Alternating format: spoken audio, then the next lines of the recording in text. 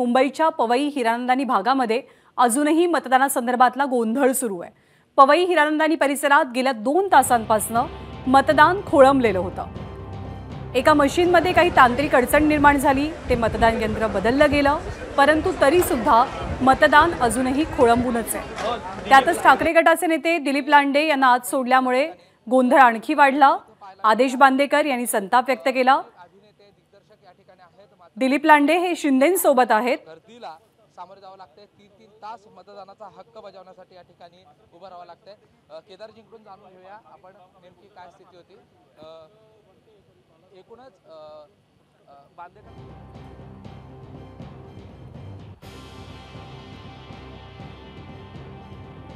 मध्ये मोठ्या प्रमाणामध्ये मतदारांचा आशीर्वाद रांगेच्या माध्यमातून आहे आणि म्हणून या 2 बूथमध्ये मोठ्या प्रमाणामध्ये मतदार हे मतदान करण्यासाठी आलेले आहेत। थोडंसं त्या ठिकाणी आमचे जे कर्मचारी असतील यांच्याकडून काय चुका असतील त्याच्यामुळे थोडंसं मतदान स्लो चाललेलं होतं, परंतु मी संपूर्ण अधिकाऱ्यांना कर्मचाऱ्यांना हात जोडून विनंती केली आणि आता त्या ठिकाणी कर्मचारी वाढवलेले आहेत, मशीन बदली करण्यात आलेली आहे। आत्ता त्या ठिकाणी मतदान व्यवस्थित सुरळीत चालू आहे।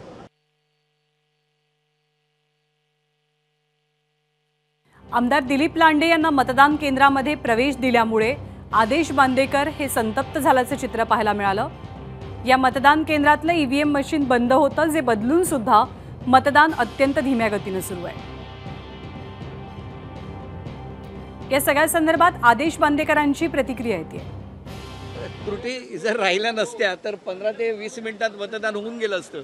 या ठिकाणी आपण बघितलं तर 57, 58, 59, 60ला गर्दी नाहीये, 58ला प्रचंड गर्दी का केली आहे माहीत नाहीये, 57ची मशीन बराच वेळ बंद होती।